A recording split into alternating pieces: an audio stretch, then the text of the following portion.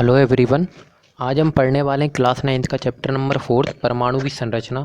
देखिए, हम अभी तक परमाणुओं की जो इसके अपरमाणु कण कौन कौन से इलेक्ट्रॉन, प्रोटॉन और न्यूट्रॉन, इसके स्थिति के बारे में और इलेक्ट्रॉन, प्रोटॉन, न्यूट्रॉन की खोज कैसे हुई, ठीक है, परमाणु में इनकी स्थिति क्या है, इसके बारे में पढ़ चुके हैं। उसके अलावा हम इलेक्ट्रॉन को देख चुके हैं कि इलेक्ट्रॉन को किस प्रकार कक्षाओं में वितरण किया जाता है, किस प्रकार इलेक्ट्रॉनों को भरा जाता है। ठीक है, आज हम पढ़ने वाले हैं संयोजकता के बारे में। जब हम चैप्टर 3 पढ़ते तो वहाँ भी हम संयोजकता शब्द का यूज करते हैं और हम बोलते हैं कि 4th चैप्टर में हम इसको देख लेंगे। ठीक है, तो आज हम इस परमाणु की संरचना में संयोजकता को पूर्ण रूप से अच्छे से हम देखने वाले कि किस प्रकार संयोजकता क्या होती है, संयोजकता को किस प्रकार निकाला जाता है, या फिर हम यहाँ से ये भी आज समझने वाले हैं इसके आधार पर कि किस प्रकार उन पर जो तत्व हैं उन पर आवेश बदल जाते हैं, ऋणावेश आ जाता है, धनावेश आ जाता है, उनके आयन्स बदल जाते हैं। ठीक है, कैसे वो आयनों में टूट जाते हैं, या फिर वो किस प्रकार परमाणु एक दूसरे से ऐसा कौन सा बंध होता है जिनसे वो बंधे होते हैं। या फिर आज हम ये भी देखने वाले हैं कि परमाणु जो तत्व होता है उसमें कहाँ पर हम परमाणु क्रमांक लिखते हैं, कहाँ पर उसमें परमाणु द्रव्यमान लिखते हैं। ठीक है, हम तत्व को लिखने का तरीका भी आज हम देखने वाले हैं। तो आज हम देखने वाले पहले संयोजकता। ठीक है, तो देखिए पहले हम संयोजकता के एक बार रूल्स देख लेते हैं, फिर हम एक एक रूल्स को हम समझेंगे। ठीक है, क्या होता है। तो पहला लिखा हुआ है, परमाणु के अंतिम कक्षा में अष्टक पूर्ण करने के लिए परमाणु बाहरी कक्षा में उपस्थित इलेक्ट्रॉनों का आदान प्रदान करते हैं। देखिए सिर्फ देख लीजिए, अभी बस ये पढ़ लेते हैं एक बार और फिर हम इसको समझेंगे एक एक को क्या करना होता है। दूसरा क्या बोल रहा है, परमाणु के बाह्यतम कक्ष में इलेक्ट्रॉनों का अष्टक बनाने के लिए जितने इलेक्ट्रॉनों की साझेदारी होती है वह उस तत्व की क्या होती है, संयोजकता होती है। अभी नहीं आ रहा होगा समझ में, संयोजकता की क्या परिभाषा लिख दी, हम समझेंगे आगे कि संयोजकता की क्या परिभाषा लिख दी गई है। ठीक है, तीसरा देखिए, जब परमाणु इलेक्ट्रॉन दान करता है तो बराबर बाहरी कक्षा में उपस्थित इलेक्ट्रॉनों की संख्या के बराबर होता है। चौथा देखिए, भी परमाणु जो इलेक्ट्रॉन दान लेते हैं बराबर 8 माइनस बाहरी कक्षा में इलेक्ट्रॉनों की संख्या। ठीक है, अब हम समझते हैं यहाँ से ये हुआ क्या है, क्या किया गया है। ठीक है, अब देखिए यहाँ से देखो किया क्या है। जैसे देखिए आपको क्या बोला जाता है, जैसे हमारे पास अभी देखिए यहाँ पर क्या है, हमारे पास क्या है, जैसे नमक होता है, नमक को आप क्या लिखते हो, NaCl। नमक को क्या लिखते हो, NaCl, यही लिखते हो ना नमक को, NaCl।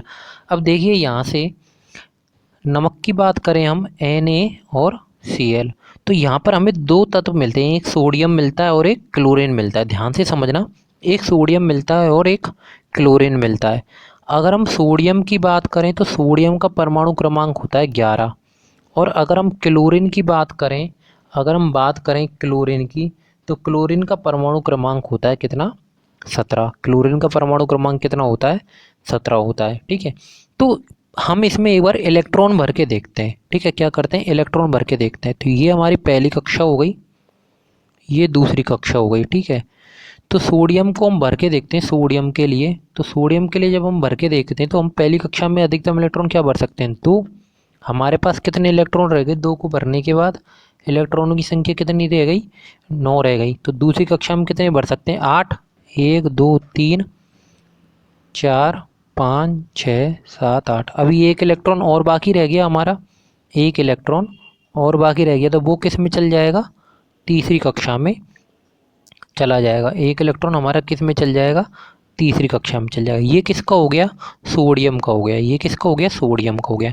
अब हम एक बार क्लोरीन का भर के देखते हैं इलेक्ट्रॉन कि क्लोरीन में कक्षाओं में क्या स्थिति है। ठीक है, तो पहली कक्षा में कितने आते हैं अधिकतम इलेक्ट्रॉन, 2 आते हैं। ठीक है, तो हमने क्या करा, यहाँ से ये 2 इलेक्ट्रॉन भर दिए, दूसरे में 8 इलेक्ट्रॉन भर देते हैं। क्या करते हैं, 4 5 6 7 8।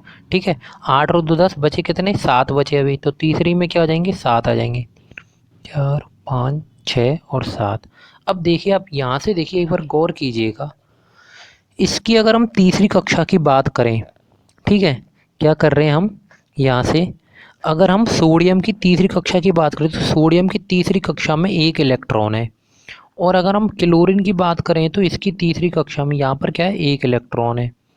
ठीक है, और अगर हम क्लोरीन की बात करें तो इसकी तीसरी कक्षा में 9 इलेक्ट्रॉन है। कि कितने इलेक्ट्रॉन है, 9 इलेक्ट्रॉन है। ठीक है, अब मैं आपसे एक बात पूछता हूँ, आपके पास एक लकड़ी है, क्या है, ध्यान से सुनना। आपके पास मैंने क्या करा, आपको एक लकड़ी दे दी और दूसरे बंदे को क्या करी, नौ लकड़ियाँ दे दी। क्या करी, इसको एक लकड़ी दे दी और एक इसको 9 लकड़ियाँ दे दी और मैंने बोला इनको तोड़िए।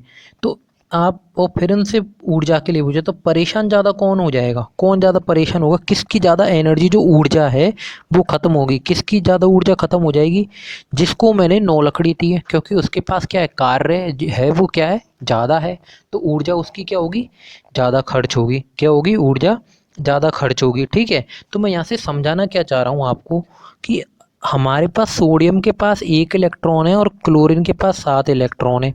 अब मैं ये बोलना चाह रहा हूँ आपको यहाँ से कि क्लोरीन अगर यहाँ से 7 इलेक्ट्रॉन दे देता है अपना, एक बार के लिए सोच के देखिए, क्लोरीन अपने यहाँ से 7 इलेक्ट्रॉन अगर क्लोरीन से निकल के चले जाते हैं, क्या होते हैं, क्लोरीन से 7 इलेक्ट्रॉन निकल के चले जाते हैं। ये भी हम पढ़ेंगे कि इलेक्ट्रॉन क्यों निकल रहे हैं और कैसे आ रहे हैं। ठीक है, अभी के लिए आप देखिए इलेक्ट्रॉन, मैं आपसे क्या बोल रहा हूँ, यहाँ से क्लोरीन से 7 इलेक्ट्रॉन निकल जाते हैं। एक कंडीशन तो क्या है, क्लोरीन से कि 7 इलेक्ट्रॉन निकल जाएं। ठीक है, दूसरी कंडीशन क्या है कि सोडियम से 1 इलेक्ट्रॉन निकल जाए।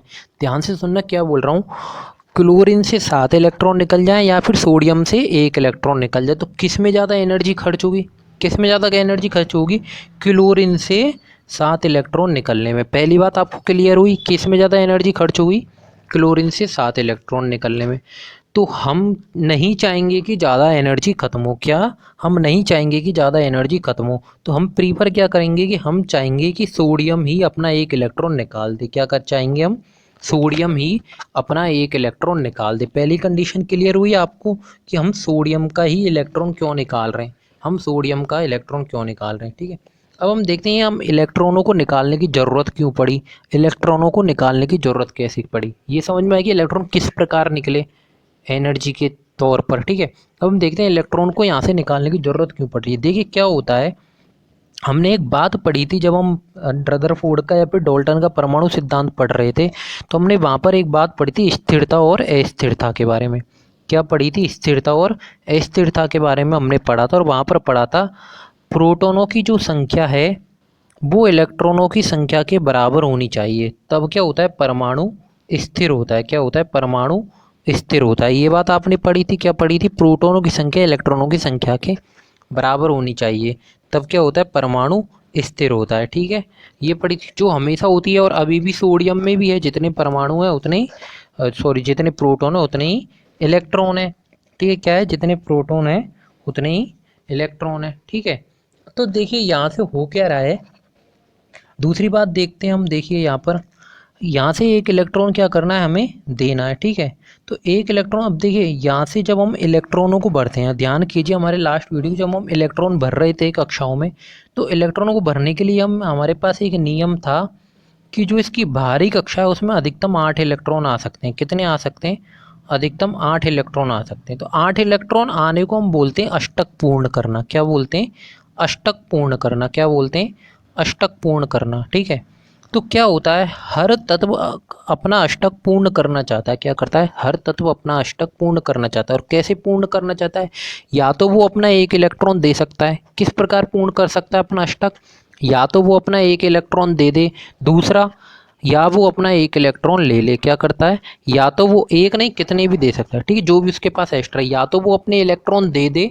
या अपना इलेक्ट्रॉन ले ले। ठीक है, तो देखिए यहाँ से, अब देखिए सोडियम में क्या है, सोडियम अगर 1 इलेक्ट्रॉन दे देता है तो क्या इसका अष्टक पूर्ण हो रहा है। देखिए अगर यहाँ से सोडियम अपना 1 इलेक्ट्रॉन दे देता है यहाँ पर, ठीक है, सोडियम 1 इलेक्ट्रॉन दे देता है, तो यहाँ से क्या होगा कि ये जो है यहाँ पर अंदर की 2 कक्षाएं पूर्ण रूप से भरी हुई है, कोई दिक्कत नहीं है, स्थिरता है। क्या है, स्थिरता है।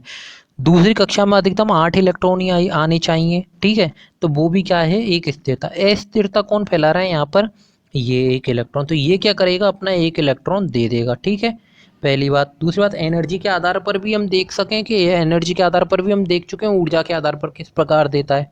ठीक है, अब क्लोरीन को देखते हैं, क्लोरीन क्या करेगा, क्या क्लोरीन 7 इलेक्ट्रॉनों को देना चाहेगा, नहीं, बिल्कुल नहीं देने जाएगा। क्यों नहीं देना चाहेगा, क्योंकि उसकी ऊर्जा यहाँ से क्या होगी, ज़्यादा खत्म होगी। तो वो क्या करेगा, 1 इलेक्ट्रॉन जो सोडियम ने दिया है उसको कौन ले लेगा, यहाँ से क्लोरीन ले लेगा। कौन ले लेगा? क्लोरीन ले लेगा। और यहाँ से क्या होगा? क्लोरीन के अष्टक पूर्ण हो जाएगा। क्या हो जाएगा? क्लोरीन का यहाँ से अष्टक पूर्ण हो जाएगा। देखिए पहली कक्षा में 2 आ सकते हैं, 2 भर गए। दूसरी कक्षा में 8 आ सकते हैं, 8 भर गए। तीसरी कक्षा में क्या आ सकते हैं? 8 आ सकते हैं, तो ये 8 भर गए। ठीक है। अब देखिए यहाँ से आप क्या देख पा रहे हो? सोडियम ने क्या करा है? सोडियम ने एक इलेक्ट्रॉन दान करा है। क्या किया है? सोडियम क्या कर रहा है? एक इलेक्ट्रॉन दान कर रहा है। और क्लोरीन क्या कर रहा है? एक इलेक्ट्रॉन ले रहा है। क्लोरीन क्या कर रहा है? एक इलेक्ट्रॉन ले रहा है। समझ में आ रहा है? क्लोरीन क्या कर रहा है? एक इलेक्ट्रॉन ले रहा है। तो हम दान करने वाले के पास क्या हो जाएगा? धनात्मक। एक बार देखिए इसको हम इस तरह से भी समझ सकते हैं। प्रोटॉनों की संख्या और इलेक्ट्रॉनों की संख्या क्या थी? पहले बराबर थी। प्रोटॉनों की संख्या और इलेक्ट्रॉनों की संख्या यहाँ पर बराबर थी। 11 ही प्रोटॉन थे और 11 ही इलेक्ट्रॉन थे। ठीक है। अब यहाँ से क्या करा? एक इलेक्ट्रॉन इसने क्या कर दिया? क्लोरीन को दे दिया। क्या करा? एक इलेक्ट्रॉन क्लोरीन को दे दिया। तो यहाँ से प्रोटीन क्या हो गए? 11 ही। इलेक्ट्रॉन कितने रह गए? 10। इलेक्ट्रॉन कितने रह गए? 10। तो यहाँ पर अब संख्या किसकी ज़्यादा हो गई? प्रोटॉन की संख्या ज़्यादा हो गई। तो आवेश क्या हो गया? धनावेश हो जाएगा। क्या आवेश क्या हो जाएगा? धनावेश ज़्यादा हो गया, तो यहाँ पर क्या हो जाएगा? धन हो जाएगा। आप इस प्रकार बोल सकते हैं, या बोल सकते हो कि सोडियम क्या करता है? यहाँ से अपना एक इलेक्ट्रॉन दान देता है। ठीक है। और दान देना, वो दान कौन देता है? जो धनी आदमी होगा वही तो देगा दान। अगर कोई भिखारी दे देगा कि दान? नहीं देगा ना। धनी आदमी होगा वही तो दान देगा। तो इस पर क्या आ जाता है? धन आ जाता है। क्लोरीन को अगर हम देखें तो क्लोरीन में प्रोटॉन और इलेक्ट्रॉन देखें क्या होते हैं? 17 और 17 होते हैं। तो जैसे इसने एक इलेक्ट्रॉन लिया तो इसके पास कितने हो गए? 18 इलेक्ट्रॉन हो गए। प्रोटॉन कितने? 17। ठीक है। प्रोटॉन कितने? 17। तो इसके पास क्या आ गए? अब इसने क्या लिया? दान ले लिया। इलेक्ट्रॉनों की संख्या भी बढ़ गई। तो आप इस तरह से भी देख सकते हो। अगर आप इसको प्रैक्टिकली देखना चाहो तो, और थ्योरेटिकली देखना चाहो तो इस प्रकार देख सकते हो कि ये इलेक्ट्रॉन दे रहा है तो इस पर क्या आ गया? प्लस आ गया। और ये इलेक्ट्रॉन ले रहा है, इसके ऊपर क्या आ गया? माइनस आ गया। ठीक है। पहली बात क्लियर हुई। ठीक है। अब आप देखिए यहाँ से मैं आपको बताता हूँ। यहाँ से तीसरा नियम पे जाइए। तीसरा नियम यहाँ से क्या बोल रहा है? वे परमाणु जो इलेक्ट्रॉन दान करते हैं बराबर बाहरी कक्षा में उपस्थित इलेक्ट्रॉनों की संख्या। तो यहाँ से देखिए परमाणु दान किसने करा? सोडियम ने परमाणु दान किया बराबर बाहरी कक्षा में उपस्थित इलेक्ट्रॉनों की संख्या। इसके बाहरी कक्षा में अब कितने उपस्थित हो गए? इलेक्ट्रॉन एक। बाहरी कक्षा में कितने थे? इलेक्ट्रॉन उपस्थित एक था। कितने इलेक्ट्रॉन उपस्थित थे इसके बाहरी कक्षा में? एक इलेक्ट्रॉन उपस्थित था, जो तीसरी कक्षा थी। ठीक है। क्लियर है? उसके बाद क्लोरीन की अगर हम बात करें, क्लोरीन की, वे परमाणु जो इलेक्ट्रॉन लेते हैं, वे परमाणु जो इलेक्ट्रॉन लेते हैं उनके उनके लिए हम क्या लिखते हैं? 8 माइनस बाहरी कक्षा में इलेक्ट्रॉनों की संख्या। 8 माइनस बाहरी कक्षा में इलेक्ट्रॉनों की संख्या। ठीक है। तो यहाँ से क्लोरीन क्लोरीन ने इलेक्ट्रॉन लिया तो 8 माइनस बाहरी कक्षा में इलेक्ट्रॉनों की संख्या कितनी थी? पहले 7 थी। क्या थी? 7 थी ना। तो इसने क्या करा? एक। दोनों के पास क्या आ गया? एक एक आ गया। दोनों के पास क्या आ गया? एक। ये जो दो चीज़ आप जो पढ़ रहे हो यहाँ पर, तीसरा और चौथा, ये जो पॉइंट पढ़ रहे हो, ये संयोजकता निकालने के, कि जब परमाणु इलेक्ट्रॉन दान कर रहा हो तब संयोजकता कैसे निकाले, और जब परमाणु इलेक्ट्रॉन ले रहा हो तब संयोजकता कैसे निकाले। ठीक है।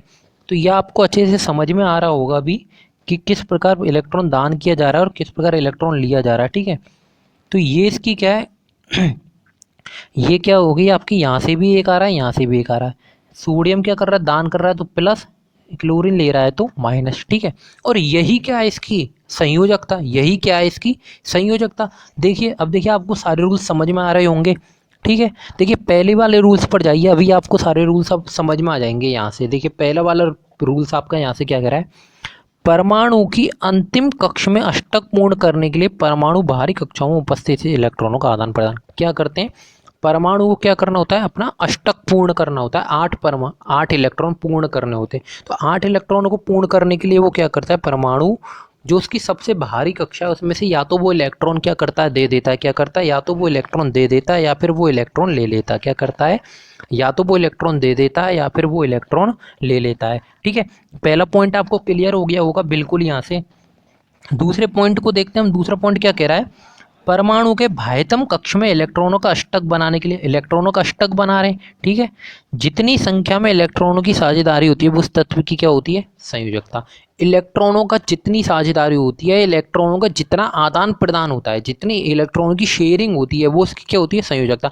जैसे हमने सोडियम और क्लोरीन में पढ़ा, वहाँ पर किस किस की होती है, सोडियम क्या कर रहा था, इस चीज़ से फ़र्क नहीं पड़ता कि वो एक दे रहा है या फिर वो एक इलेक्ट्रॉन ले रहा है, इस चीज़ से बिल्कुल फ़र्क नहीं पड़ता वो कितने इलेक्ट्रॉन दे रहा है या फिर कितने इलेक्ट्रॉन ले रहा है। फ़र्क इस चीज़ से पड़ता है कि वो इलेक्ट्रॉन दे रहा है या फिर इलेक्ट्रॉन दे रहा है और ले रहा है, सिर्फ इस चीज़ से फ़र्क पड़ता है, इलेक्ट्रॉनों की संख्या से फ़र्क नहीं है। ठीक है, यहाँ पर इस चीज़ से फ़र्क है, इलेक्ट्रॉनों की साझेदारी कर रहा है, तो इलेक्ट्रॉनों की साझेदारी ही संयोजकता है। संयोजकता कितनी है, अब हम कहते हैं संयोजकता की परिभाषा में समझ में आ गई। संयोजकता की परिभाषा क्या हो गई, इलेक्ट्रॉन बाहरी कक्षा से स्टक पूर्ण करने के लिए इलेक्ट्रॉनों की साझेदारी करना क्या हो गई, संयोजकता हो गई। लेकिन संयोजकता है कितनी, संयोजकता है कितनी वो निकालनी होती है हमें। तो वे इलेक्ट्रॉन जो इलेक्ट्रॉन दान करते हैं उनके लिए हम संयोजकता बोलते हैं बाहरी कक्षा में उपस्थित इलेक्ट्रॉनों की संख्या। जैसे सोडियम की क्या हो गई, एक हो गई। ठीक है, जो हम थर्ड चैप्टर में डायरेक्ट पढ़ लेते हैं, यहाँ से हम निकालना सीख गए। और बे परमाणु जो इलेक्ट्रॉन लेते हैं उनके लिए क्या हो जाती है, 8 माइनस बाहरी कक्षा में इलेक्ट्रॉनों की संख्या, तो क्या हो गई 8 माइनस 7, क्लोरीन की क्या हो गई 1 हो गई। तो ये सब के लिए अलग अलग भी आ जाती है, सेम भी आ जाती है। इसकी पूरी हम आर्गन तक सबके एक एक तत्व की देखेंगे संयोजकता क्या होती है। ठीक है, यहाँ समझ में आ गया होगा आपको पूरा। ठीक है, मैं यहाँ से आपको एक बात और बता देता हूँ आपको, अगर भारी कक्षा में 4 इलेक्ट्रॉन है, क्या बोल रहा हूँ, भारी कक्षा में जब तक 4 इलेक्ट्रॉन है, यहाँ से एक डायरेक्ट मैं आपको ट्रिक बता देता हूँ संयोजकता निकालने की, कि अगर भारी कक्षा में क्या है 4 इलेक्ट्रॉन है, भारी कक्षा में 4 इलेक्ट्रॉन, तो वो तब तक क्या करेगा, इलेक्ट्रॉनों का दान करेगा। क्या करेगा, वह तब तक इलेक्ट्रॉनों का दान करेगा। क्या करेगा, वह तत्व इलेक्ट्रॉनों का दान करेगा। ठीक है, देखिए मैं बोलना क्या चाह रहा हूँ एक्चुअल में, जैसे हाइड्रोजन है। ठीक है, हाइड्रोजन, हीलियम, लिथियम और बेरिलियम, इसके भारी कक्षा में 1 इलेक्ट्रॉन है। ठीक है, इसके भारी कक्षा में 2 इलेक्ट्रॉन है, इसके भारी कक्षा में क्या है 1 इलेक्ट्रॉन है, इसके भारी कक्षा में क्या है 2 इलेक्ट्रॉन है। ठीक है, क्या है 2 इलेक्ट्रॉन है। अब देखिए हाइड्रोजन तो क्या करता है, 1 इलेक्ट्रॉन लेना। अब देखिए हाइड्रोजन पर जो ये रूल फॉलो नहीं होता, क्योंकि हाइड्रोजन का पहली कक्षा ही पूर्ण रूप से भरनी होती है। हाइड्रोजन के लिए अष्टक वाला रूल नहीं लगता है, क्योंकि हाइड्रोजन में दूसरी कक्षा होती नहीं है। तो ये तो क्या करता है, एक लेके और ये भरना पसंद करता है। ठीक है, हाइड्रोजन तो ये इस तरह से अपना द्वाष्ट पूरा करता है। हीलियम क्या करता है, हीलियम का पहले से ही भरा हुआ है, तो इसको तो कोई मतलब ही नहीं है इलेक्ट्रॉन लेने या देने का। हीलियम की कोई मतलब नहीं है, तो हीलियम की तो हम डायरेक्ट संयोजकता 0 भी लिख सकते हैं, और हाइड्रोजन की संयोजकता तो हम 1 भी लिख सकते हैं। ठीक है, यहाँ से समझ में आ रहा होगा। अब आप लिथियम को देखिए, लिथियम के बाहरी कक्षा में 1 इलेक्ट्रॉन है, लिथियम के बाहरी कक्षा में 1 इलेक्ट्रॉन है। तो लिथियम क्या करता है, 1 इलेक्ट्रॉन को दान करना चाहेगा। मैं आपसे क्या बोल रहा हूँ, बाहरी कक्षा में जब तक 4 इलेक्ट्रॉन है, जब तक उसकी होती है कि वो दान करेगा, क्योंकि कम इलेक्ट्रॉन होंगे तो उनकी एनर्जी कम खत्म होगी। 4 अब 5 करे और एक 3 ही करे। ठीक है, 8 इलेक्ट्रॉन ही तो होते हैं, तो हमने आधे आधे कर दिए। तो यहाँ से 1 इलेक्ट्रॉन दान करना चाहेगा, तो इसकी संयोजकता क्या हो जाएगी 1। यहाँ से क्या करना चाहेगा, ये 2 इलेक्ट्रॉन दान करना चाहेगा, तो यहाँ से क्या हो जाएगी, इसकी संयोजकता 2 हो जाएगी। बेरिलियम के बाद क्या आता है, बेरिलियम के बाद बोरोन आता है, कार्बन आता है, नाइट्रोजन आता है और ऑक्सीजन आता है। तो बोरोन क्या करता है, बोरोन क्या कर रहा है, बोरोन का क्या है परमाणु क्रमांक 5 है। तो 5 है, तो पहली कक्षा में 2 और बाहरी कक्षा में 3, तो यहाँ से इसकी संयोजकता क्या हो जाएगी 3 हो जाएगी, क्योंकि ये 3 इलेक्ट्रॉनों को दान करना चाहेगा। कार्बन की बात करें, तो कार्बन की अगर बात करें तो बाहरी कक्षा में कितने हो जाएंगे, 4 इलेक्ट्रॉन हो जाएंगे। ठीक है, ये अब मैं आपको पहले ही बता चुका हूँ इलेक्ट्रॉन भरना। ठीक है, बाहरी कक्षा में क्या हो जाएंगे 4 इलेक्ट्रॉन हो जाएंगे। तो अब भी ये क्या करना चाहेगा, दान करना चाहेगा, और इसके इलेक्ट्रॉन क्या हो जाएंगे संयोजकता क्या हो जाएगी 4 हो जाएगी। अब देखिए नाइट्रोजन को देखिए, नाइट्रोजन के बाहरी कक्षा में कितने इलेक्ट्रॉन है, 5 इलेक्ट्रॉन है। नाइट्रोजन के बाहरी कक्षा में 5 इलेक्ट्रॉन है। ठीक है, नाइट्रोजन के बाहरी कक्षा में क्या है 5 इलेक्ट्रॉन है। ठीक है, नाइट्रोजन के बाहरी कक्षा में 5 इलेक्ट्रॉन है। तो 5 इलेक्ट्रॉन के लिए अब हम क्या बोलेंगे, अब देखिए यहाँ से वो जो 8 माइनस वाला रूल लगेगा, कौन सा, अब लग जाएगा 8 माइनस बाहरी कक्षा में उपस्थित इलेक्ट्रॉन कितने 5। ठीक है, तो इसकी संयोजकता अब कितनी आ जाएगी 3 आ जाएगी। इसकी संयोजकता अब कितनी आ जाएगी 3। मैं आपसे जब देखिए जब तक 4 इलेक्ट्रॉन है बाहरी कक्षा में, तब तक आप डायरेक्ट लिख दीजिए जितनी बाहरी कक्षा में इलेक्ट्रॉन उपस्थित है, क्योंकि उस कंडीशन में वो इलेक्ट्रॉन दान ही करेगा। जब इलेक्ट्रॉन क्या हो जाते हैं 4 से ज़्यादा हो जाते हैं बाहरी कक्षा में, तो वो इलेक्ट्रॉन लेना चाहेगा। वो क्या करना चाहेगा, इलेक्ट्रॉन लेना चाहेगा। तो आप क्या कीजिए 8 माइनस बाहरी कक्षा में उपस्थित इलेक्ट्रॉन कर दीजिए। ऑक्सीजन का निकालना चाहें तो ऑक्सीजन के बाहरी कक्षा में कितने होते हैं 6 इलेक्ट्रॉन होते हैं। तो 8 माइनस 6 करेंगे कितने आ जाएंगे, 2 संयोजकता आ जाएगी। क्या आ जाएगी, 2 संयोजकता आ जाएगी। यहाँ से समझ में आ गया होगा आपको संयोजकता क्या है, संयोजकता को निकालने के नियम क्या है, संयोजकता किस प्रकार निकाली जा रही है। ठीक है, देखिए इस डायग्राम में देखिए इसमें क्या है, NaCl का ही तो है, ये सोडियम का क्या है, सोडियम का ही तो है NaCl का। देखिए सोडियम के, देखिए सोडियम में देखिए बड़ी आसान, देखिए यहाँ पर, चलिए मैं थोड़ा सा ये बड़ा कर देता हूँ आपके लिए। ठीक है, ये देखिए यहाँ पर ये क्या करा जा रहा है, ये सोडियम है, क्या है ये यहाँ पर, ये क्या है, सोडियम है। ठीक है, सोडियम क्या कर रहा है, भारी कक्षा में एक एक्स्ट्रा इलेक्ट्रॉन तो क्या करेगा, दान करेगा। और दान किसको करेगा, क्लोरीन को दान कर रहा है। किसको कर रहा है, ये देखिए ये एक इलेक्ट्रॉन किसको दान कर रहा है, क्लोरीन को दान कर रहा है। ठीक है, ये एक इलेक्ट्रॉन क्लोरीन को दान कर रहा है। ठीक है, तो यहाँ से क्या हो गया, दान करने के बाद क्या हो गया, ये इसके बाद तीसरी कक्षा रही नहीं, क्या हो गया, तीसरी कक्षा रही नहीं। और क्लोरीन की क्या हो गई, तीसरी कक्षा का अष्टक पूर्ण हो गया, पूर्ण रूप से क्या हो गया, क्लोरीन की तीसरी कक्षा का अष्टक पूर्ण हो गया। ठीक है, तो तभी तो हम लिखते हैं, तो क्या लिखते हैं हम हमेशा, क्या लिखते हैं, Na+ और Cl माइनस, इस तरह से ये हम इस प्रकार लिखते हैं। ठीक है, Na+ और Cl माइनस। तो ये समझ में आ रहा है आपको प्लस माइनस कैसे आ जाते हैं, इनकी संयोजकता को और आवेश को दर्शाता है। आवेश है वही तो संयोजकता हुई यहाँ पर, तो ये इसकी संयोजकता और आवेश को दर्शाते हैं। इस प्रकार हम क्या निकालते हैं, ऐसे संयोजकता निकालते हैं। उम्मीद करता हूँ आपको संयोजकता समझ में आ गई होगी। अगर कुछ डाउट हो तो आप बिल्कुल कमेंट कीजिएगा, और समझ में आ गया हो तो आप कमेंट में यस ज़रूर लिख दीजिएगा। ठीक है, और वीडियो को सब्सक्राइब करना, लाइक करना ना भूलें। ठीक है, यहाँ से क्या हो गई, आपकी संयोजकता हो गई। ठीक है, संयोजकता क्लियर हो गई होगी आपको। अब हम आगे देखते हैं एक बार, देखिए ये हमारे है नहीं, लेकिन हम थोड़ा सा देख लेते हैं जिससे हमें क्या होता है थोड़ा समझ में आ जाएगा। यहाँ से देखिए हम दो चीज़ें देख रहे हैं, एक तो सहसंयोजक बंध और एक आयोनिक बंध है। क्या है, एक सहसंयोजक बंध है और एक आयोनिक बंध है। कहने का मतलब क्या है, जो ये इलेक्ट्रॉनों को दान करना या फिर लेना है, इलेक्ट्रॉनों को जो आदान प्रदान है, उसका मतलब और क्या हुआ, यहाँ से बंध से हुआ। बंध से मतलब क्या, जब देखिए इन दोनों में फ़र्क क्या है, इन दोनों में फ़र्क क्या है, आयनिक बंध में तो क्या होता है, इलेक्ट्रॉनों का आदान प्रदान हो जाता है पूरा, क्या होता है, इलेक्ट्रॉनों का आदान प्रदान हो जाता है।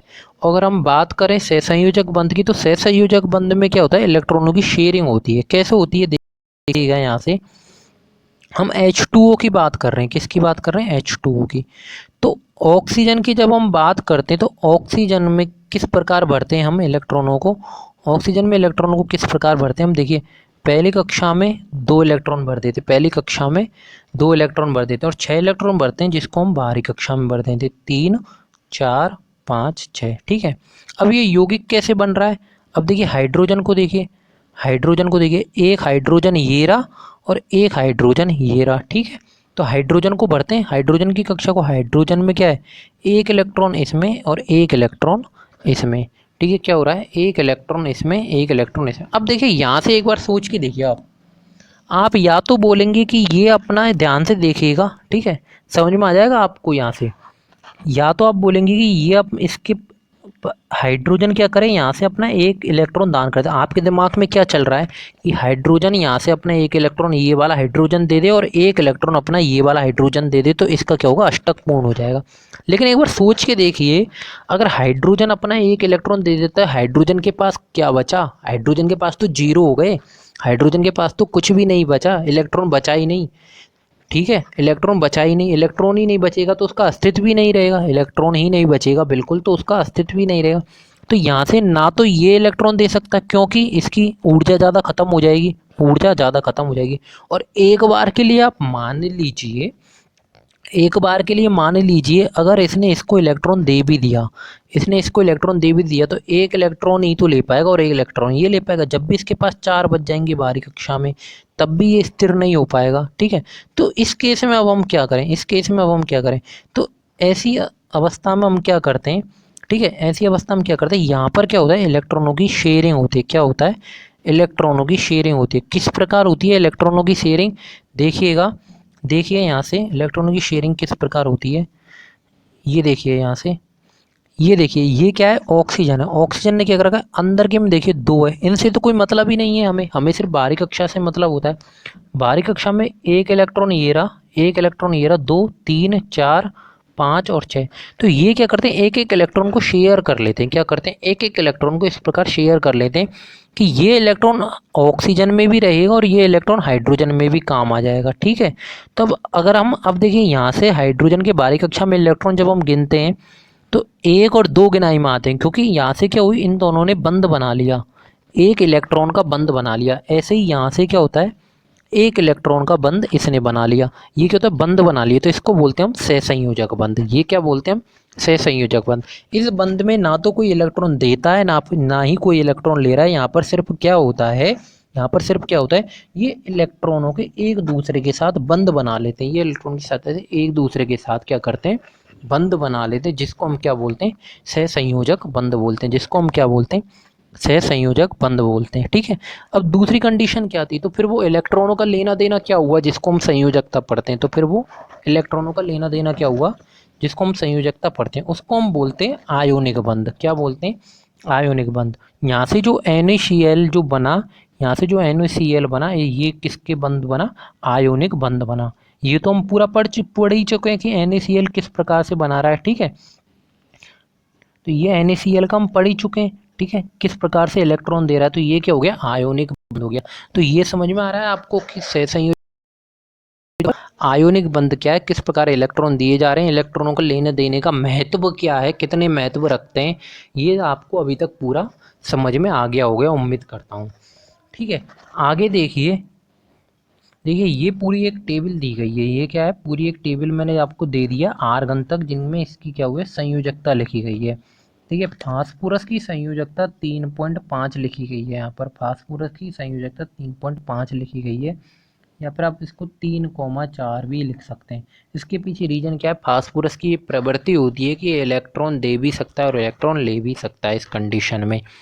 ठीक है, तो यहाँ से हम पाँच, जब उसके बाहरी कक्षा में 5 इलेक्ट्रॉन होते हैं ना, तो ये सॉरी 3.5 नहीं है, सॉरी गलत हो गया मेरे से, 3,5 लिखी हुई है, 3,5 है, ये 3,5 है।